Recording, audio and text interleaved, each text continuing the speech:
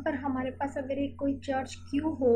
और इसके ऊपर पॉजिटिव चार्ज है और इसके नज़दीक हम कोई एक चार्ज स्मॉल q ले आए, तो ये चार्ज इसके नज़दीक लाने से इस पर दो काम हो सकते हैं। आया कि इस पर अट्रैक्शन की फोर्स लग सकती है या इस पर रिपल्शन की फोर्स लग सकती है, जैसा कि हम लोगों ने अपनी लास्ट वीडियो में कूलम्ब्स लॉ के बारे में डिस्कस किया था। सिमिलरली अगर कोई भी चार्ज किसी चार्ज के करीब लाया जाए, यानी कि किसी भी चार्ज बॉडी के इर्द गिर्द का वो रीजन जहाँ पर उसका इलेक्ट्रोस्टैटिक इफेक्ट कोई दूसरा चार्ज जो है फील कर सके, महसूस कर सके, वो सारा का सारा इलाका, वो सारी की सारी बाउंड्री जो है उसे हम लोग कहते हैं कि ये इलेक्ट्रिक फील्ड है। लेट्स से कि ये हमारा चार्ज था और हम स्मॉल क्यू चार्ज को इसके करीब लाए हैं और इसके भी ऊपर भी लेट्स से कि पॉजिटिव चार्ज है, तो इन दोनों में अब रिपल्शन की फोर्स जो है वो प्रोड्यूस हो जाएगी। तो ये रिपल्शन की जो फोर्स है ये कहाँ तक एक्ट कर रही है, कहाँ तक इस चार्ज पर लगती चली जा रही है, जहाँ तक इस चार्ज Q पर इस कैपिटल चार्ज Q की वजह से रिपल्शन की फोर्स अमल करती चली जाएगी, वो सारा का सारा रीजन, सारा का सारा इलाका जो है वो इलेक्ट्रिक फील्ड कहलाता है। यानी कि मुख्तसर आप इसे इस तरह से समझ सकते हैं कि किसी भी चार्ज पार्टिकल के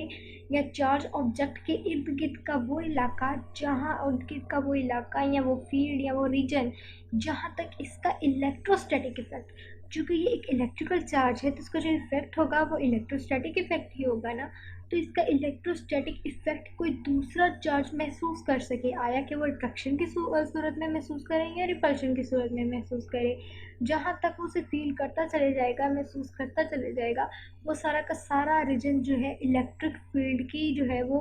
इलेक्ट्रिक फील्ड में आ जाएगा, इलेक्ट्रिक फील्ड में आ जाएगा, यानी कि उसे हम लोग कहेंगे कि सारा का सारा इलाका जो है ये इलेक्ट्रिक फील्ड में आ जाता है।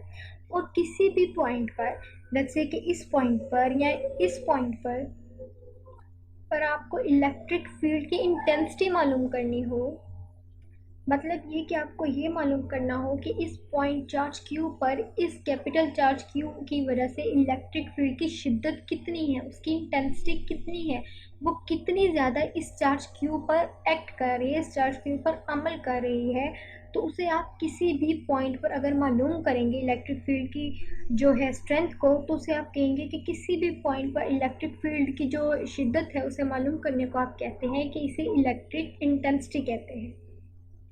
और इसे हम कैपिटल E से रिप्रेजेंट करते हैं, यानी कि किसी भी चार्ज के ऊपर अगर हम लोगों को इलेक्ट्रिक फील्ड के अंदर रहते हुए इलेक्ट्रिक फील्ड की उसके ऊपर जो है स्ट्रेंथ का पता करना हो, तो उसे हम इलेक्ट्रिक इंटेंसिटी कहते हैं। और ये इलेक्ट्रिक इंटेंसिटी जो है ये एक फोर्स होती है जो Q चार्ज पर अमल करती है, उस Q चार्ज पर जो कि इलेक्ट्रिक फील्ड के इफेक्ट के अंदर होता है। या इसे आप इस तरह से भी कह सकते हैं कि जो आपकी इस दो चार्जेस के दरमियान अट्रैक्शन या रिपल्शन की फोर्स है वो आपके उस चार्ज जिस पर अट्रैक्शन या रिपल्शन लग रही है और उस चार्ज पर मौजूद इलेक्ट्रिक इंटेंसिटी के प्रोडक्ट के इक्वल होती है। इन दोनों चीज़ों को आप इस तरह से भी रिलेट कर सकते हैं।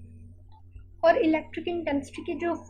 डायरेक्शन होती है वो डायरेक्शन वही होती है जिस डायरेक्शन पे आपकी अट्रैक्शन या रिपल्शन की फोर्स एक्ट कर रही होती है। इस चीज़ को आप इस तरह से भी लिख सकते हैं कि आपका जो F है, आपको मालूम है कि ये K into Q1 into Q2 होता है। अगर मैं Q1 की जगह और Q2 की जगह इस तरह से कर लूँ, यानी कि जो हमारी F है वो इस तरह से इसके इक्वल होती है ना, हमारी जो रिपल्शन या अट्रैक्शन की फोर्स है, इस तरह से करते हुए अगर मैं यहाँ यूँ कर लूँ कि F is equals to k Q1 capital Q और small q divided by r square, तो अभी भी कोई फ़र्क नहीं पड़ता है, एक चार्ज बड़ा ले लिया और एक चार्ज तो छोटा ले लिया, अभी भी तो ये दो चार्जेस ही हैं ना। तो अगर मैं इस तरह से यहाँ पे लिखूँ कि k Q small q divided by r square, ये F की जगह, और यहाँ पर हमारे पास E इंटू Q है, जैसे कि इक्वेशन ए को, जैसे कि ये इक्वेशन ए है इसे यहाँ पर मैंने लिख दिया, तो E की जगह एज इट इज़ और Q यू ही, ये Q इस Q से कैंसिल हो जाता है, तो आप कह सकते हैं कि आपका जो E है वो बराबर आ जाता है K times Q divided by R के स्क्वायर के। इसे आप यूँ भी लिख सकते हैं कि K बराबर होता है 1 divided by 4 pi epsilon not Q divided by R square. तो इस तरीके से भी आप इलेक्ट्रिक इंटेंसिटी यानी कि किसी भी पॉइंट पर इलेक्ट्रिक फील्ड की स्ट्रेंथ को चेक कर सकते हैं। अगर आपके पास एक चार्ज भी गिवन हो तो उसके ज़रिए भी आप ये मालूम कर सकते हैं, इजीली मालूम कर सकते हैं। इलेक्ट्रिक इंटेंसिटी का जो यूनिट होता है, ई का जो यूनिट है, ई यूनिट जो है वो है न्यूटन कूलम -1 इसका यूनिट होता है।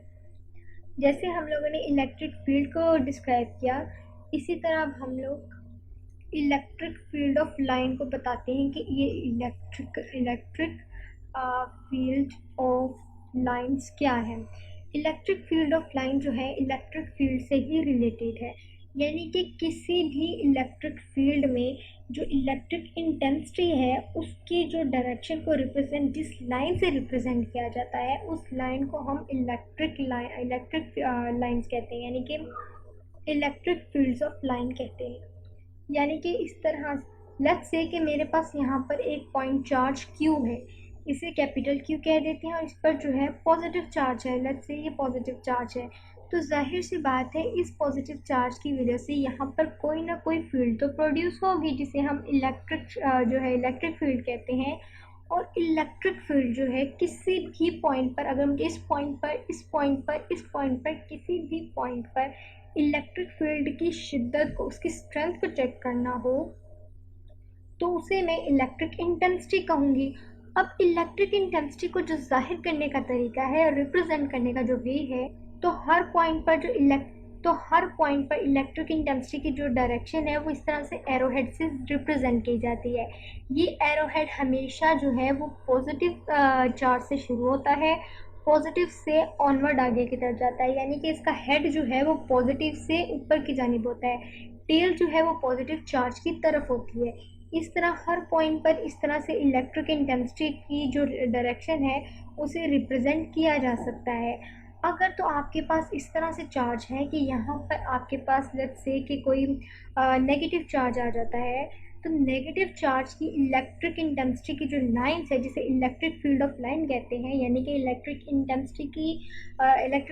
को रिप्रेजेंट करने के लिए जो लाइंस लगाई जाती हैं उन्हें इलेक्ट्रिक फील्ड ऑफ लाइन कहते हैं। चूँकि वो इलेक्ट्रिक फील्ड के अंदर लाइन है इसलिए इलेक्ट्रिक फील्ड ऑफ लाइन कहलाती हैं। तो जब कोई नेगेटिव चार्ज हो तो हमेशा जो इलेक्ट्रिक इंटेंसिटी की जो लाइंस होती हैं, जो एरो हेड होता है, वो हेड जो है वो नेगेटिव चार्ज की तरफ हो जाता है। और इस तरह से अगर कोई चार्ज नेगेटिव है तो इस तरह से इलेक्ट्रिक इंटेंसिटी की जो है डायरेक्शन वो इस तरीके से रिप्रेजेंट की जाती है।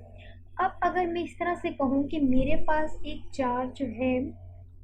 इस तरह से मेरे पास एक पॉजिटिव चार्ज है Q और इसके पास ही यहाँ पर एक पॉजिटिव चार्ज है Q, तो Q और Q को तो एक दूसरे को रिपेल करना चाहिए और ये दो एक दूसरे को रिपेल ही करते हैं। इस तरीके से ये एक दूसरे को रिपेल कर देते हैं। और हमें ये भी मालूम है कि जो पॉजिटिव चार्ज है इससे जो इलेक्ट्रिक लाइंस है वो बाहर की जानिब होंगी, यानी कि पॉजिटिव की तरफ हमेशा जो है टेल होती है और एरो हेड बाहर की तरफ जानिब होता है। आपस में ये दोनों चार्ज भी रिपल्शन करेंगे और इनकी वजह से जो इलेक्ट्रिक लाइंस बनेंगी इनके जाहिर सी बात है ये भी कोई ना कोई फील्ड तो रिप्रेजेंट करेंगे ही, फील्ड तो रखेंगे ही। उस फील्ड के अंदर कहीं पर भी आप इलेक्ट्रिक लाइंस को रिप्रेजेंट करना चाहें, इलेक्ट्रिक इंटेंसिटी को रिप्रेजेंट करना चाहें, तो आप इस तरह की इलेक्ट्रिक लाइंस ऑफ फोर्स से रिप्रेजेंट कर सकते हैं। अब लेट्स से कि आप कहते हैं आपके पास टू डिफरेंट चार्जेस हैं। लेट्स से कि आपके पास एक पॉजिटिव चार्ज है और यहाँ पर एक नेगेटिव चार्ज, तो आपस में तो इनका अट्रैक्शन होगा ही होगा और पॉजिटिव से हमेशा इलेक्ट्रिक लाइंस ऑफ फील्ड जो है वो निकलेंगी। इस तरह से इलेक्ट्रिक लाइंस ऑफ फील्ड निकलेंगी, यानी कि वो इस तरह से इलेक्ट्रिक इंटेंसिटी की डायरेक्शन को रिप्रेजेंट करेंगी और हमेशा जो है वो नेगेटिव के अंदर इन करती हैं। इस तरह से भी जाएंगी और इस तरह से भी, पॉजिटिव से हमेशा नेगेटिव की तरफ जाएंगी। अगर इन दोनों में अट्रैक्शन है, ये डिफरेंट चार्जेस हैं, तो इस तरह से पॉजिटिव से नेगेटिव की तरफ जाएंगी। जिस तरह से मोस्टली जो है वो आपने देखा होगा कि मैग्नेट वगैरह में होता है, नॉर्थ और साउथ पोल में जिस तरह से हो रहा होता है। और नेगेटिव चार्ज है तो इसमें जाहिर सी बात है इन करता है इस तरह से एरो हेड हमारा जो है, और टेल जो है वो बाहर की जानिब आती है। तो इस तरह से नेगेटिवली चार्ज बॉडी के अंदर या नेगेटिवली चार्ज जो पॉइंट चार्ज है हमारा, उसमें इलेक्ट्रिक इंटेंसिटी को इलेक्ट्रिक फील्ड ऑफ लाइन से इस तरह से रिप्रेजेंट किया जाता है कि एरो हेड हमेशा जो है नेगेटिव की तरफ होता है और टेल जो है वो दूसरी साइड पर होती है। इसी तरह से अगर मैं आपसे ये कहूँ कि मेरे पास यहाँ पर एक प्लेट है जिसके ऊपर पॉजिटिव चार्ज है इस तरीके से, और यहाँ पर नीचे एक प्लेट है जिसके ऊपर नेगेटिव चार्ज है इस तरीके से, तो इनके दरमियान जो इलेक्ट्रिक लाइंस ऑफ फोर्स हैं, इलेक्ट्रिक लाइन ऑफ फील्ड है, उन्हें मैं इस तरह से रिप्रेजेंट कर सकती हूँ कि ये पॉजिटिव से नेगेटिव की तरफ आएंगी इस तरीके से। जो हमारी इलेक्ट्रिक फील्ड ऑफ लाइन है वो इस तरह से हमारे पास आ जाएंगी। और अगर हमारे पास ये सिचुएशन हो कि हमारे पास एक प्लेट चार्ज हो, लेट्स से कि ये प्लेट जो है ये पॉजिटिवली चार्ज है और इसके पास एक पॉइंट चार्ज आ जाए जो कि नेगेटिवली चार्ज हो, तो होता ये है कि पॉजिटिव से जो है इस तरह से इसके पास जो इलेक्ट्रिक लाइंस ऑफ फील्ड हैं, इलेक्ट्रिक लाइंस ऑफ फील्ड इस तरह से इसके पास आ जाती हैं, और इसकी अपनी भी तो कोई ना कोई फील्ड होगी ना, और इसकी अपनी फील्ड की वजह से तो इलेक्ट्रिक इंटेंसिटी की डायरेक्शन रिप्रेजेंट करने के लिए इलेक्ट्रिक लाइंस ऑफ फील्ड होती हैं वो इस तरह से आ जाती हैं कि उसका जो एरो हेड है वो नेगेटिव की तरफ आ जाता है इस तरीके से। तो इस तरीके से आप डिफरेंट पॉइंट चार्जेस की डिफरेंट प्लेट्स की जो चार्ज हो उनकी इलेक्ट्रिक लाइंस ऑफ फोर्स को रिप्रेजेंट कर सकते हैं, बता सकते हैं। और दूसरी बात ये कि इलेक्ट्रिक इंटेंसिटी जो है ये हमेशा डायरेक्टली रिलेटेड होती है आपकी इलेक्ट्रिक लाइंस ऑफ फोर्स से। इलेक्ट्रिक लाइंस ऑफ फोर्स से, लाइंस ऑफ फोर्स, जितनी आपकी इलेक्ट्रिक लाइंस ऑफ फोर्स होंगी उतनी ही ज़्यादा आपकी इलेक्ट्रिक इंटेंसिटी होगी। जहाँ पर आपकी इलेक्ट्रिक इंटेंसिटी जो है वो इलेक्ट्रिक लाइंस ऑफ फोर्स ज़्यादा होंगी, ज़्यादा क्राउड में होंगी, वहाँ पर इलेक्ट्रिक इंटेंसिटी जो है स्ट्रॉन्ग होगी। जहाँ पर वो ज़रा दूर दूर होंगी, ज़रा फासले से होंगी, वहाँ पर जो फील्ड है वो कमज़ोर होता है, वीक होता है। तो इस तरीके से आप इलेक्ट्रिक इंटेंसिटी के बारे में भी बता सकते हैं क्या है कि इलेक्ट्रिक इंटेंसिटी क्या है, इलेक्ट्रिक लाइंस ऑफ फोर्स क्या है, और इसके अलावा आप इलेक्ट्रिक फील्ड को, इलेक्ट्रिक लाइंस ऑफ फोर्स को किस तरह से इलेक्ट्रिक फील्ड के अंदर रिप्रेजेंट कर सकते हैं। मीन्स ये कि आप इलेक्ट्रिक इंटेंसिटी को किस तरह से रिप्रेजेंट करते हैं, और उनको रिप्रेजेंट करने का जो वे है, जो लाइंस है, उन्हें आप इलेक्ट्रिक लाइंस ऑफ फोर्स कहते हैं। तो होप्स आपको इलेक्ट्रिक लाइंस ऑफ फोर्स और इलेक्ट्रिक इंटेंसिटी और इलेक्ट्रिक फील्ड के बारे में समझ आ चुका होगा।